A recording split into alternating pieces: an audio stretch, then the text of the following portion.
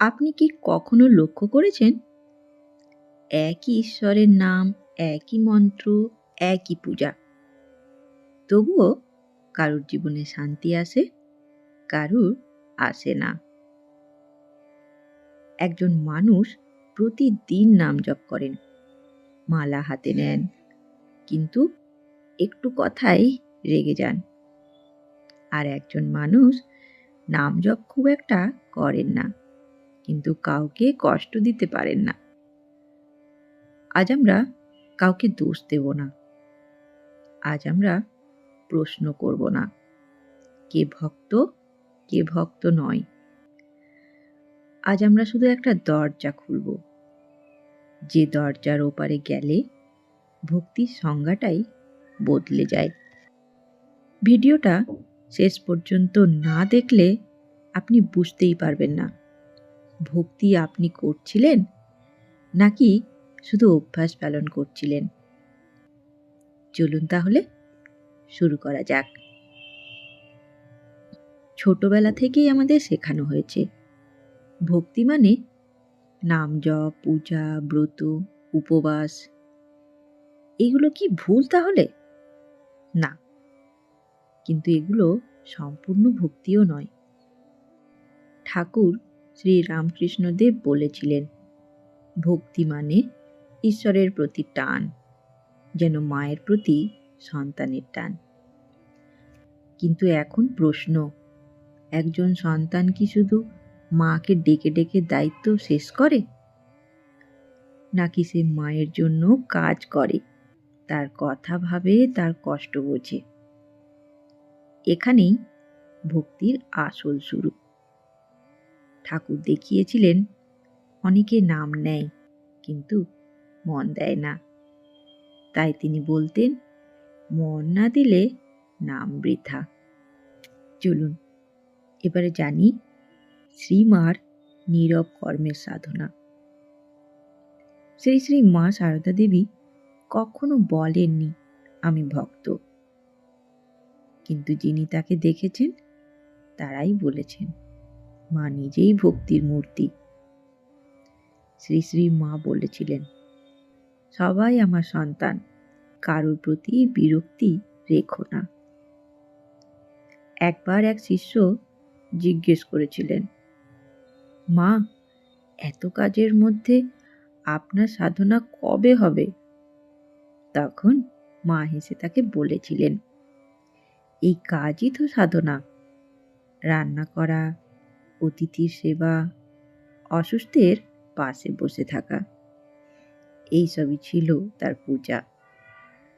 মা আমাদের শিখিয়ে দিলেন, ভক্তি মানে আলাদা করে ঈশ্বরকে খোঁজা নয়, মানুষের মধ্যে ঈশ্বরকে দেখা। এবার স্বামী বিবেকানন্দের কর্মই ঈশ্বর সেবা। স্বামীজি বলেছিলেন, জীবে প্রেম করে যেই জন, সেই জন সেবিছে ঈশ্বর। এই এক লাইনে তিনি ভক্তির নতুন দরজা খুলে দিলেন।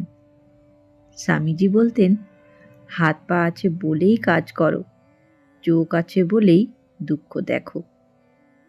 ক্ষুধার্তকে খাওয়ানো, দুর্বলকে সাহায্য করা, অন্যায়ের প্রতিবাদ করা, এই সবই তার কাছে ভক্তি।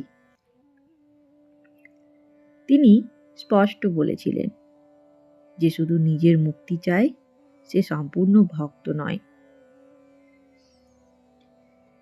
এবার আমরা জানব কর্মভিত্তিক ভক্তি মানে কি।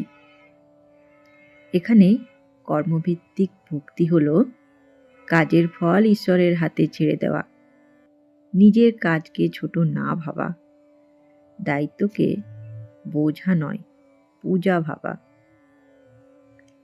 ঠাকুর বলেছিলেন, যে কাজ করছো মন দিয়ে করো, এতেই ঈশ্বর লাভ। একজন মা যদি সন্তানের যত্ন নেন, সেটা ভক্তি। একজন মানুষ যদি সততার সঙ্গে কাজ করেন, সেটা ভক্তি। কেউ যদি প্রতিদিন কষ্ট সহ্য করেও কারোর ক্ষতি না করেন, সেটাই সবচেয়ে বড় সাধনা। চলুন এবার জানা যাক আমরা দৈনন্দিন জীবনে কিভাবে এটাকে প্রয়োগ করব। আপনি যদি ভাবেন আমি তো খুব সাধারণ, তাহলেই আপনি ভুল করছেন। কারণ কাউকে ক্ষমা করা, রাগ চেপে রাখা, অহংকার দমন করা, এইগুলো নাম জপের থেকেও কঠিন। শ্রী শ্রী ঠাকুর বলতেন, এক মুহূর্তের সত্য আচরণ হাজার নাম জপের সমান। তাই সবশেষে এটাই বলার, ভক্তি কোনো শব্দ নয়, ভক্তি কোনো পোশাক নয়, ভক্তি কোনো দেখানোর বিষয় নয়। ভক্তি মানে নিজের কাজের ভেতর দিয়ে নিজেকে একটু একটু করে ভাঙা। হয়তো আপনি খুব বড় সাধক নন, কিন্তু আপনি যদি নিজের কর্তব্য ঈশ্বরকে স্মরণ করে করেন, তাহলে ঠাকুর, মা আর স্বামীজি আপনাকে ভক্তই বলবেন। এবার আসবো সেই শেষ পর্যায়ে, যেখানে আমার কিছু প্রশ্ন আপনাদের জন্য। আচ্ছা বলুন তো, আপনি যে কাজটা প্রতিদিন বাধ্য হয়ে করেন, সেটাকে যদি আজ থেকে ঈশ্বরের পূজা ভাবেন, তাহলে আপনার জীবনটা কিভাবে বদলাতে পারে? কমেন্টে জানাতে ভুলবেন না। আমি অপেক্ষায় থাকব। ধন্যবাদ। ভালো থাকবেন। জয় ঠাকুর, জয় মা, জয় স্বামীজি।